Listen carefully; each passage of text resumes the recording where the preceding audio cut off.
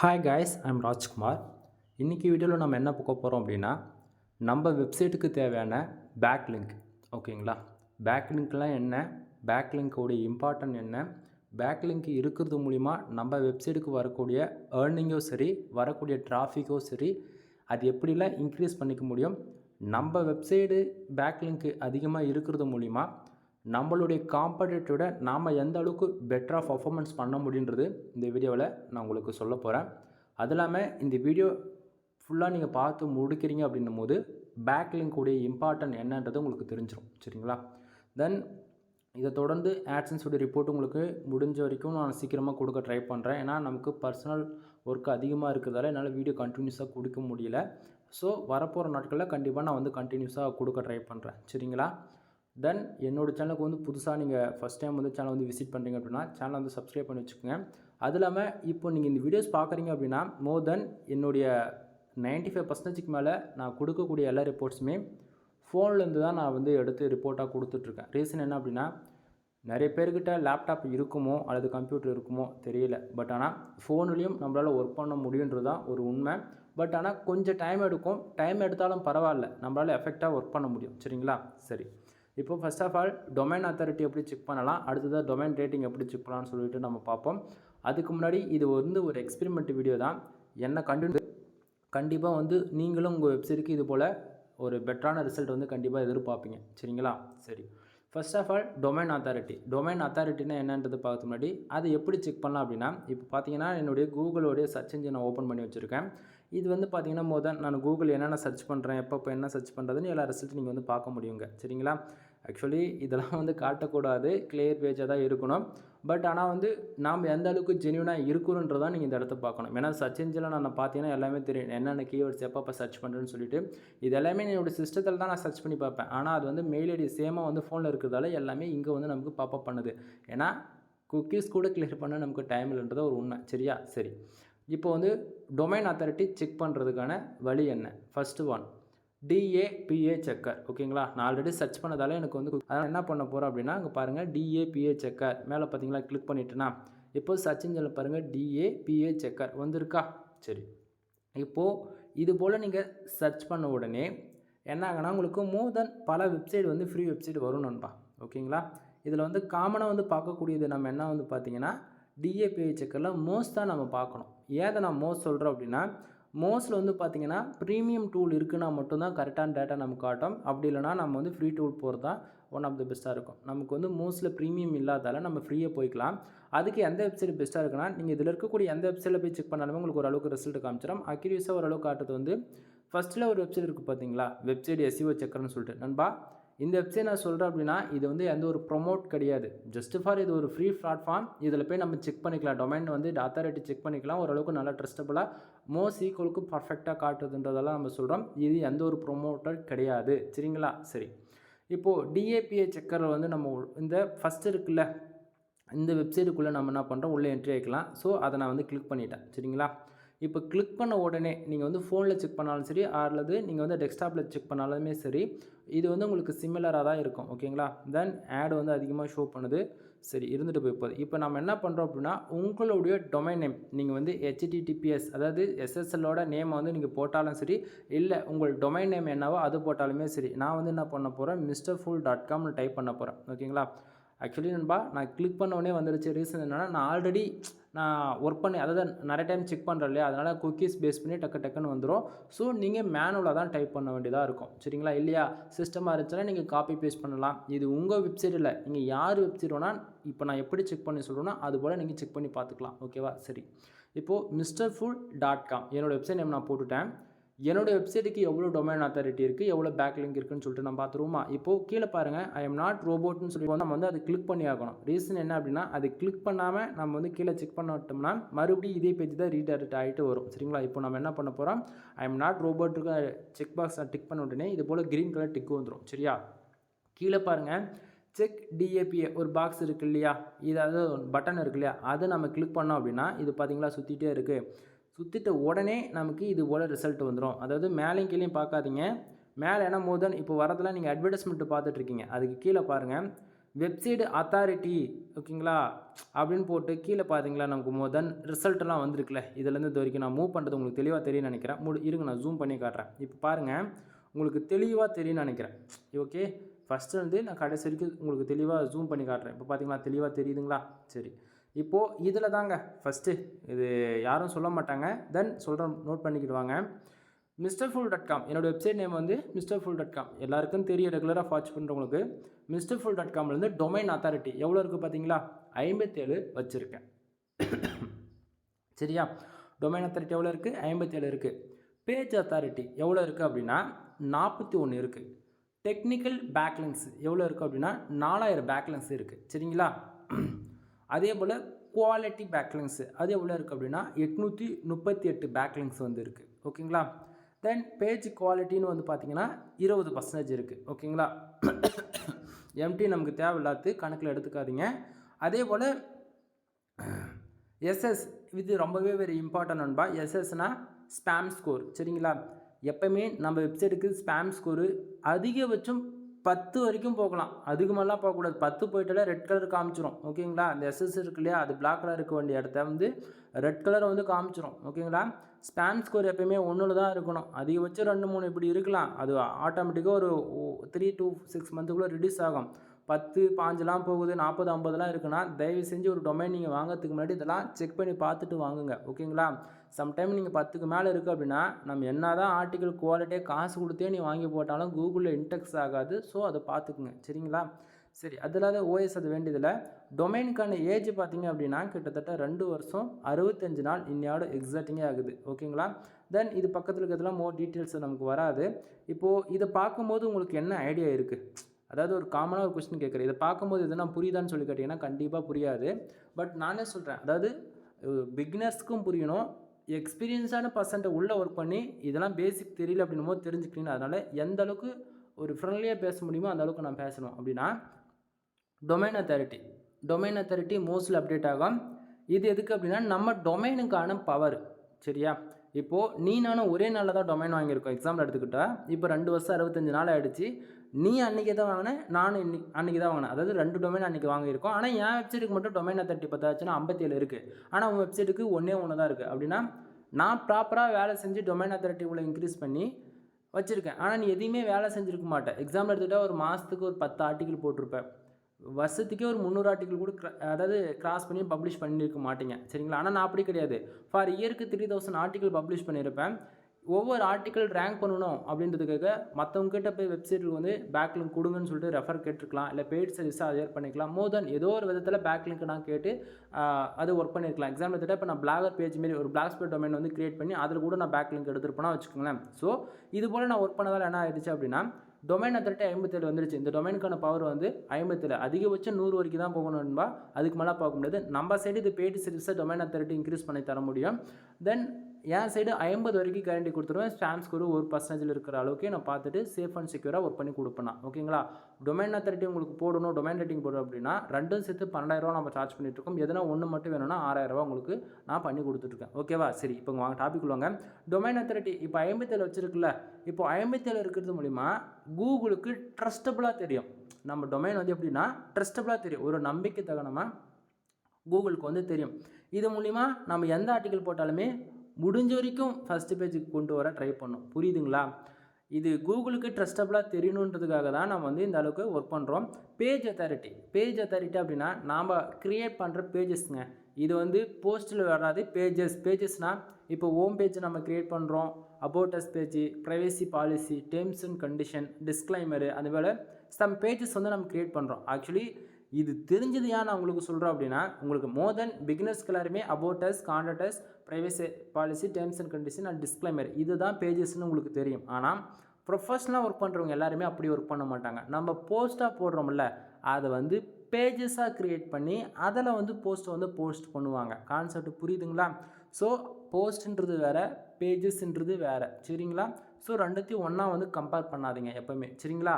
ஏன்னா உங்களுக்கு பேஜஸாக நீங்கள் ஒர்க் பண்ணுறோம் நம்ம ஒர்க் பண்ண போகிறோம் அப்படின்னா இப்போது ஹோம் பேஜுக்கு நம்ம வந்து எஸ்இஓ பண்ணுவோம். ஃபோக்கஸ் கீவேர்டு, மெட்டா டிஸ்கிரிப்ஷனு, பர்மா லிங்க்ஸ்ன்னு சொல்லிட்டு முதல் ஹோம் பேஜ்லாம் நம்ம ரேங்க் பண்ணுறதுக்காக எல்லாத்தையும் ப்ராப்பராக நம்ம வந்து பண்ணுவோம் இல்லையா? அதுபோல் எலமெண்டர்ன்றது ஒரு விதமான பிளகின் நண்பா. ஓகேங்களா, சிங்கிளாக ஒரு பேஜ் க்ரியேட் பண்ணி எலமெண்டர் யூஸ் பண்ணி நமக்கு பிடிச்ச மாரி ஒரு ஆர்டிக்கிள் போகிறதுக்கு தகுந்தா போலையோ இல்லை பிஸ்னஸ் வெப்சைட் மாதிரியோ நமக்கு பிடிச்ச மாரி நம்ம கஸ்டமைஸ் பண்ணிக்கலாம் எலமெண்டர் யூஸ் பண்ணி. சரிங்களா, ஸோ நல்ல ப்ரொஃபஷ்னலாக எக்ஸ்பீரியன்ஸான பர்சன்ஸ் எல்லாருமே போஸ்ட்டாக போட மாட்டாங்க. பேஜஸ் க்ரியேட் பண்ணி அந்த பேஜஸ்க்குள்ளே போஸ்ட் வர மாரி தான் பேக் எண்டில் ஒர்க் பண்ணுவாங்க. சரிங்களா, ஸோ அப்போது அதுபோல் எனக்கு எவ்வளோ இருக்குது பேஜ் அத்தாரிட்டி அப்படின்னா 41 வச்சுருக்கேன். சரிங்களா, டெக்னிக்கல் பேக்லிங்க்கு இப்போது இந்த டொமைன் அத்தாரிட்டி 57 வரதுக்கான ரீசன் என்ன அப்படின்னா 4000 பேக்லிங்க் என் வெப்சைட்டில் இருக்குது. அந்த 4000 பேக்லிங்க் இருக்கிறதால தான் என்னுடைய வெப்சைட்டுக்கான டொமைன் அத்தாரிட்டி 57 காட்டுது. அப்போ 4000 பேக்லிங்க்னா என்ன அப்படின்னா, இப்போது நான் போடக்கூடிய போஸ்ட்டு அல்லது மோர் தென் அது பேஜஸாக இருக்கலாம், இல்லை அதை போஸ்ட்டாக போட்டிருக்கலாம், இல்லை ஏதோ ஒரு இன்ஃபர்மேஷன் ஏதாவது என்னுடைய வெப்சைட்டில் இருக்கக்கூடிய யூஆர்எல் இப்போது MrFull.com MRFOOLL MrFull.com அப்படி இருக்கு இல்லையா, இது வந்து ஒரு விதமான ஐபி அட்ரஸ். அதாவது இது சர்வரில் சொல்லணும் அப்படின்னா நம்பர்ஸில் வரும். இதுவே வந்து பேரில் சொல்லணும்னா இது போல் நம்ம எந்த பேர் வேணால் வச்சு நம்ம வாங்கிக்கலாம். நம்ம வாங்கக்கூடிய ஹோஸ்டிங் டொமைன் பொறுத்து நேம்ஸ் வந்து வரும். அதுவே நம்ம ஓன் சர்வர் பில்ட் பண்ணுறோம் அப்படின்னா ஐபி அட்ரஸில் வரும். எக்ஸாம்பிள் எடுத்துட்டா 168.168.0.0.2 0.5 இது போல் ஐபி அட்ரஸில் வரும். இது வந்து உங்களுக்கு இன்னும் தெளிவாக சொல்லணும்னா பெரிய பெரிய ஐடி டிபார்ட்மெண்ட்லாம் அவங்களுக்குன்னு சொல்லிட்டு ஓன் சர்வர் பில்ட் பண்ணி வச்சுருப்பாங்க. இது வந்து அவங்களுடைய ஐபி அட்ரஸ் போட்டால் தான் அவங்களுடைய பேஜுக்குள்ளே லாகின் ஆகி போகும். அவங்களுக்குன்னு வெப்சைட்டுன்னு ஒன்று இருக்காது, ஃபுல்லாகவே ஐபி அட்ரஸில் தான் ஆக்சஸ் ஆகும். புரியுதுங்களா?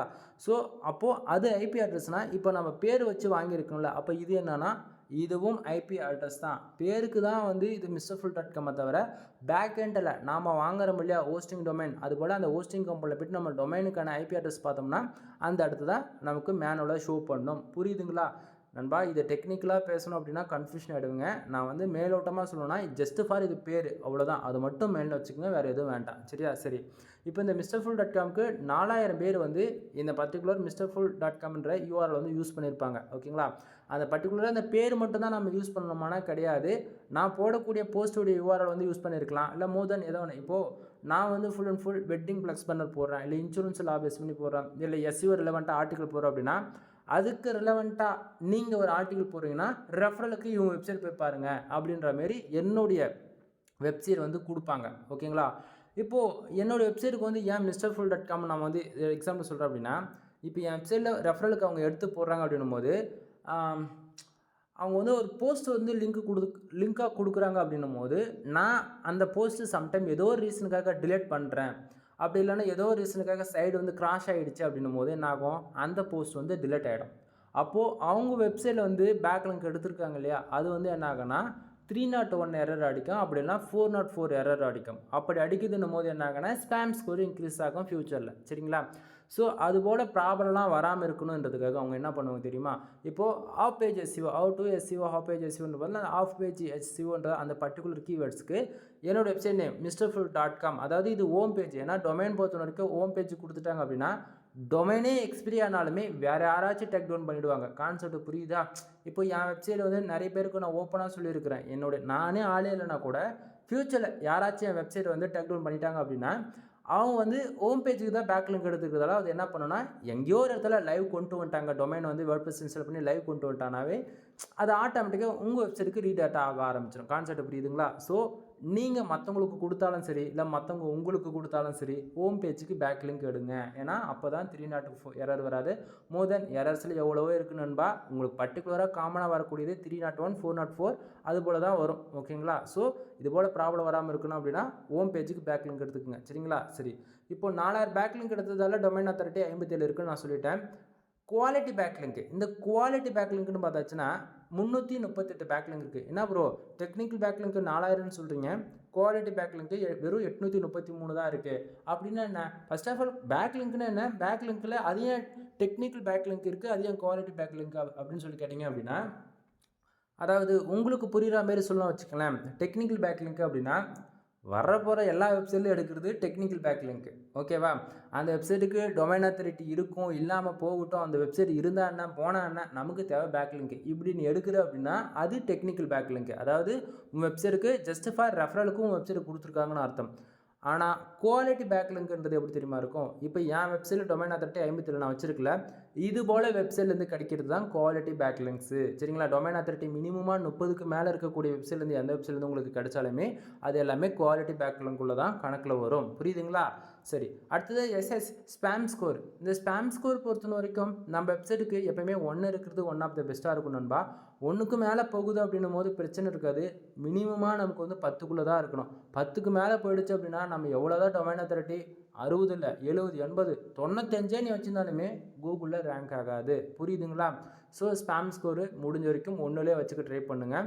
அடுத்ததாக ஏஜ், டொமைனுக்கான ஏஜ் 2 வருஷம் 65 நாள் இன்னி வரைக்கும் எக்ஸாக்டிங்காக இருக்குது. 2 வருஷம் 65 நாள்கள் நான் தோராயமாக சொல்கிறேன். ஒரு நாளைக்கு ஒரு போஸ்ட்டு போட்டிருந்தா கூட ஆவரேஜ் பண்ணி ஒரு 600-700 போஸ்ட்டு நம்ம போட்டிருக்கணும்.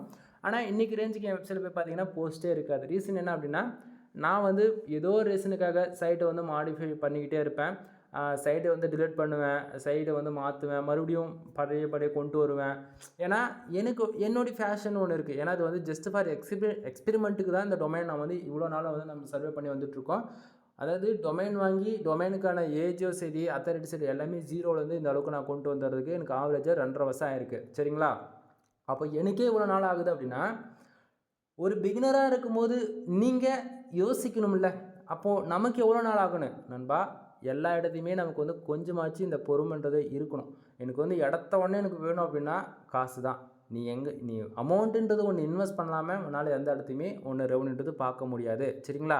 சரி, இப்போது உங்களுக்கு இது போல் உங்கள் வெப்சைட்டுக்கு டொமைன் அத்தாரிட்டி ஏற்றணும், டொமைன் ரேட்டிங் பண்ணணும் அப்படின்னா நம்மக்கிட்ட பெய்டு சர்வீஸ் அவைலபிள் இருக்குன்னு நான் ஸ்டார்டிங்காக சொல்லிட்டேன்.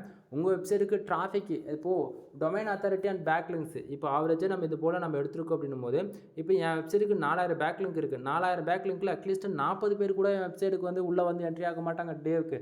கான்செப்ட் புரியுதுங்களா? அது இல்லாமல் இப்போ என் வெப்சைட் யார் ரெஃபரலுக்கு சொல்கிறேன் அப்படின்னா, இது போல் நான் எக்ஸாம்பிளுக்கு எவ்வளோ வெப்சைட் நான் சொல்லுவேன் நண்பா.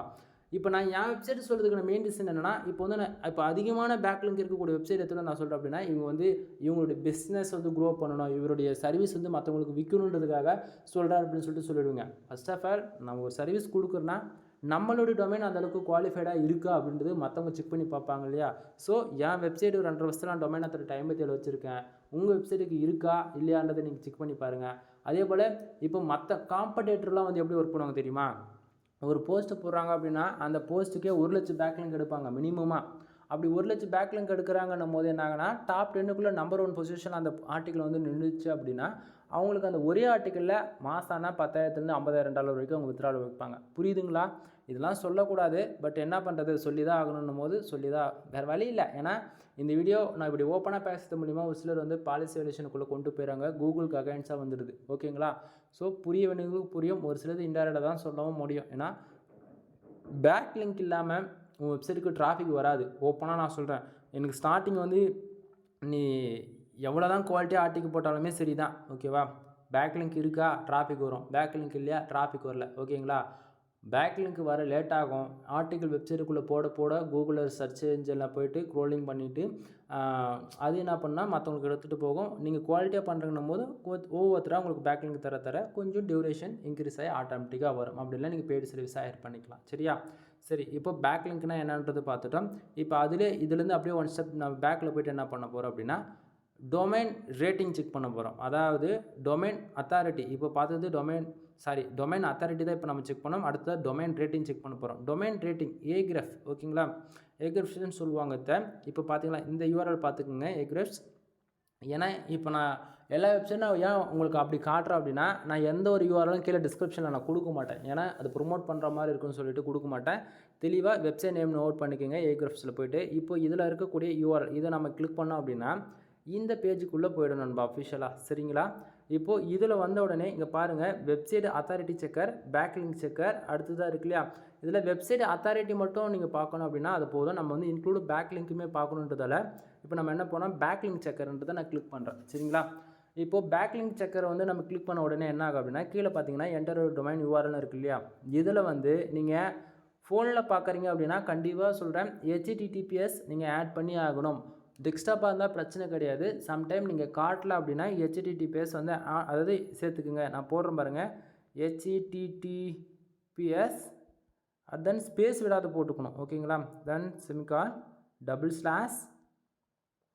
அட எங்கடா போச்சு ஸ்லாஷ் இது இருக்கா /mrfool.com mrfool.com அண்டு ஸ்லாஷ் நண்பா எஸ்எஸ்எலோட தான் நம்ம போட்டிருக்கோம், நல்லா பார்த்துக்குங்க. https வச்சு /mrfool.com. இப்போது இதில் இப்போ என்னோடய வெப்சைட்டுக்கு பதிலாக உங்கள் நேம் போட்டுக்கிட்டால் வேலை முடிஞ்சுது.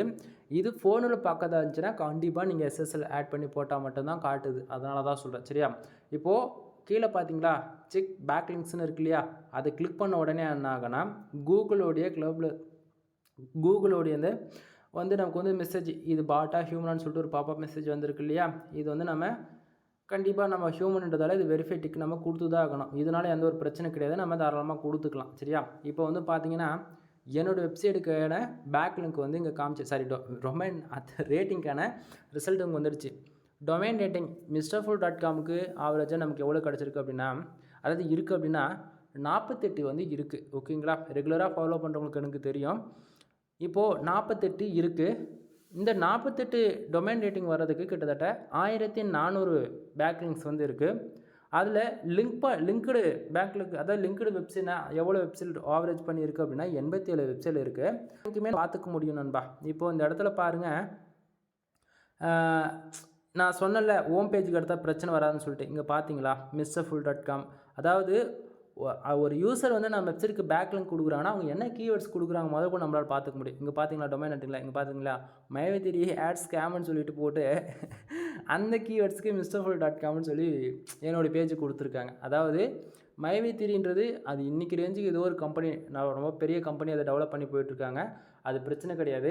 பட் அந்த மைவேத்திரி அந்த ஆட்ஸ்ன்ற அந்த பர்டிகுலர் கீவேர்ட்ஸ்க்கு ஏன் வெப்சைட் ரேங்க் பண்ணணும் அப்படின்றதுக்காக அவங்க வேலை செஞ்சுருக்காங்க. சரிங்களா?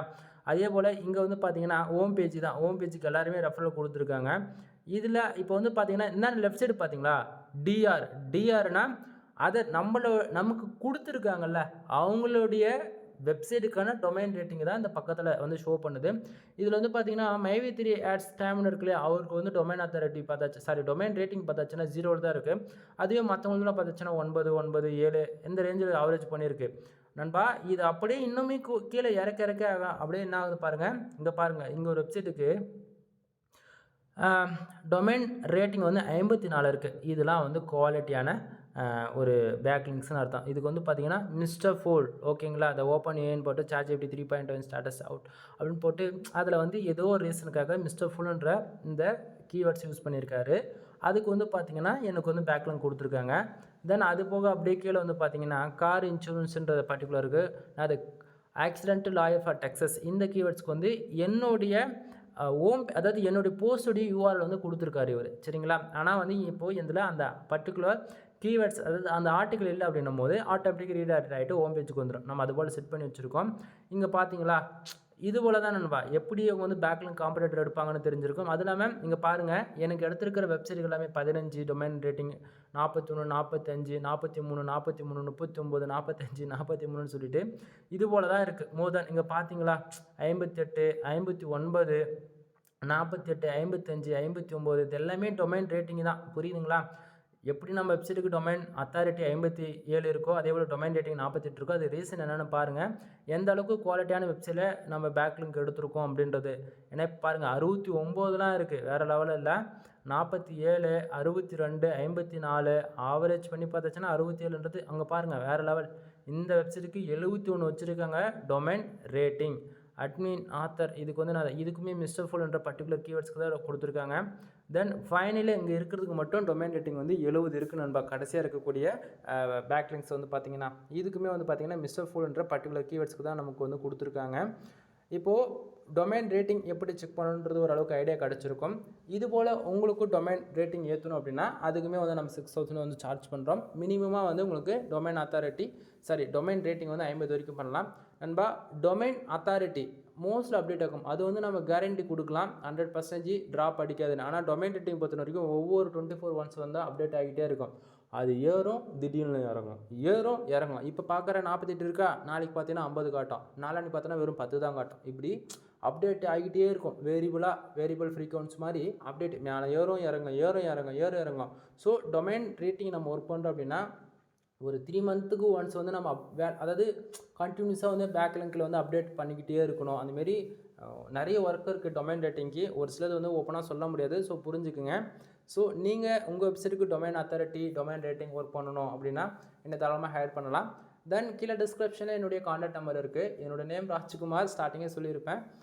தென் உங்களுக்கு வெப்சைட் சம்மந்தமாக ஏதாவது டவுட்ஸ் இருந்தாலும் சரி, மோர் தென் வெப்சைட் சம்மந்தமாக A to Z எல்லா டவுட்டுமே நம்ம டேரெக்டாக நீங்கள் என்கிட்ட வந்து கிளியர் பண்ணிக்கலாம்.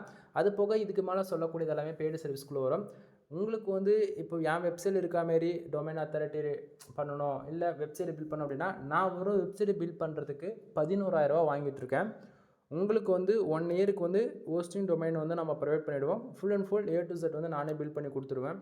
இல்லை ஒரு பிகினராக இருக்கீங்க, ஸ்க்ராட்ச்லேருந்து டில் எண்டு வரைக்கும் தெரிஞ்சுக்கணும் அப்படின்னா ஆன்லைன் கிளாஸோட இன்க்ளூட் கவராக பண்ணி 15,000 சார்ஜ் பண்ணிகிட்ருக்கேன்.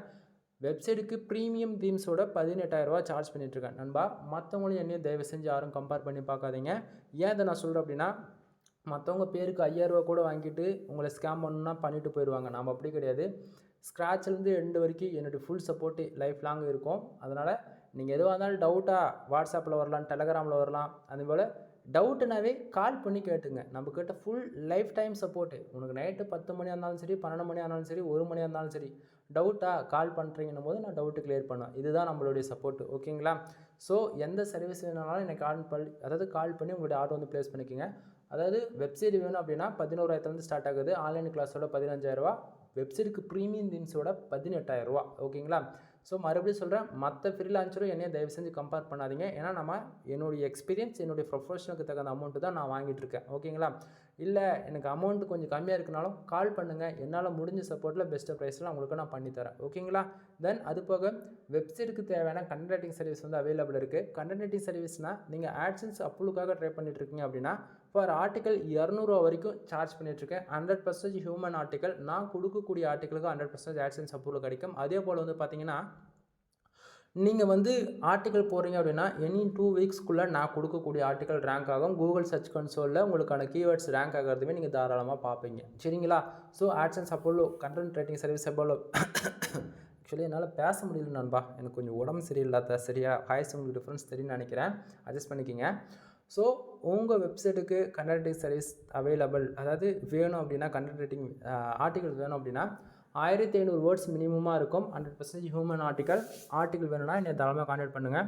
அது இல்லாமல் இல்லை ப்ரோ, நான் ஆல்ரெடி வந்து வெப்சைட்டில் மானிட்டேஷன் வாங்கிட்டேன், உங்களுடைய பழைய வீடியோஸ்லாம் நான் செக் பண்ணி பார்த்துருக்கேன், கூகுள் ஆட்சன்ஸில் ரெவன்யூ வர்ற மாதிரி எனக்கு வேணும், அதுக்கு எனக்கு வந்து இன்சூரன்ஸ் லா பேஸ் பண்ணி ஆர்டிக்கல் வேணாலுமே ICPC ஆர்டிக்கல் நம்ம வந்து ப்ரொவைட் பண்ணிகிட்ருக்கோம். உங்களுக்கு ஆர்டிக்கல் வேணால் நீங்கள் வாங்கிக்கோங்க. அது போக வெப்சைட்டுக்கு தேவையான பேக்லிங்க் சர்வீஸ் அவைலபிள் இருக்குது. பேக்லிங்க் அதாவது 1500 பேக்லிங்க் வந்து 3000 சார்ஜ் பண்ணிகிட்ருக்கேன். டொமைன் அத்தாரிட்டி, டொமைன் ரேட்டிங் வேணும் அப்படின்னா 12,000. எதுனா ஒன்று மட்டும் வேணும் அப்படின்னா 6,000. ஒரு ஆர்டிக்கல் 200. அதுபோல் உங்களுக்கு SEO சர்வீஸ் வேணும், இல்லை பேக்லிங்க் சர்வீஸ் வேணும், அது இல்லாமல் வெப்சைட் ஆடிட்டிங் பார்த்து ப்ராப்பராக எதனா இஷ்யூஸ் இருக்கா அப்படின்றத அதை ஃபிக்ஸ் பண்ணி கொடுக்குறது, அது இல்லாமல் யூசர்ஸ்க்கு தகுந்த ரெக்குவயர்மெண்ட் என்னவோ அதுக்கு தகுந்த மாதிரி நம்ம ஒர்க் பண்ணி கொடுப்போம். அது இல்லாமல் ADX ஆட் மேனேஜர் வந்து ஆட்சன்ஸ் அப்ரூவல் வாங்கி கொடுக்குறது, ஆட் மேனேஜரில் ஆட் வந்து செட்டப் பண்ணி கொடுக்குறது, SEO கிளாஸ் எடுக்கிறது, SEO கிளாஸில் on page SEO, off page SEO, technical SEO, இதை தாண்டி ஒரு சிலது வந்து பிளாக் அவுட் SEOலாம் இருக்குது, டேஞ்சஸான ஒரு சில SEOலாம் இருக்குது. அதெல்லாம் நம்ம கூட டீச் பண்ணிகிட்ருக்கோம் பேக் எண்டில் இருந்து. அது போக வந்து பார்த்திங்கன்னா SEOவில் எவ்வளோ டைப் இருக்குது நண்பா, அதெல்லாம் ஒரு சிலர் சொல்லக்கூடாது. வேறு என்ன பண்ணுறது, சுச்சுவேஷன் புரிஞ்சுக்குங்க. தென் அப்புறம் பார்த்தாச்சுன்னா நிறைய இருக்குது, சொல்லணும்னா சொல்லிக்கிட்டே போகலாம். தென் வீடியோ பிடிச்சிருக்குன்னு நினைக்கிறேன். வீடியோ பிடிச்சா லைக் அண்ட் சப்ஸ்கிரைப் பண்ணுங்கள், ஃப்ரெண்ட்ஸ்க்கு வந்து ஷேர் பண்ணுங்கள். ஏதாவது டவுட்டாக இருக்குது அப்படின்னா கீழே கமெண்ட் பாக்ஸில் கமெண்ட் பண்ணுங்கள். ஏன்னா சர்வீஸ் எதுனா வேணும் அப்படின்னா தாராளமாக கால் பண்ணி ஆர்டர் வந்து ப்ளேஸ் பண்ணிக்கலாம். ஓகேங்களா? மறுபடியும் சொல்கிறேன், வெப்சைட் சம்மந்தமாக A to Z எல்லா சர்வீஸும் நம்மக்கிட்ட அவைலபிள் இருக்குது. என்னோட சேனலுக்கு ஃபஸ்ட் டைம் வரீங்கன்னா நம்ம எது போல் வீடியோஸ்லாம் நம்ம இது வரைக்கும் நம்ம கொடுத்துட்டு வந்திருக்கோன்றது ஒன் டைம் போய் சேனலை செக் பண்ணி பார்த்துட்டு வந்து எனக்கு ஆர்டர்ஸ் எது வந்தாலும் நீங்கள் கொடுக்கலாமா வேணாமன்றதை முடிவு பண்ணிக்கோங்க. ஓகேங்களா? எனிவே வீடியோ கம்பல்சரி புரிஞ்சிருக்கும். புரியல அப்படின்னா வேறு என்ன சொல்கிறது, 200 ஓகே, ஓரளவுக்கு சொல்கிறேன், ஒரு 150 மினிமம் 200 இதுக்கும் மேலே தான் நம்மக்கிட்ட கோர்சஸ் வந்து அவைலபிள் இருக்குது. சரிங்களா? ஒரு சிலது வந்து சொல்ல முடியாத சுச்சுவேஷனில் இருக்கேன், தொண்டை வரைக்கும் வருது, என்ன பண்ணுறது, கூகுள்காரன் வீடியோ தூக்கி விட்டுருவானே, அதனால தான் நண்பா, வேறு ஒன்றும் கிடையாது. சரிங்களா? எனிவே நெக்ஸ்ட் வீடியோ வர வரைக்கும் வெயிட் பண்ணுங்கள். பாய் பாய்.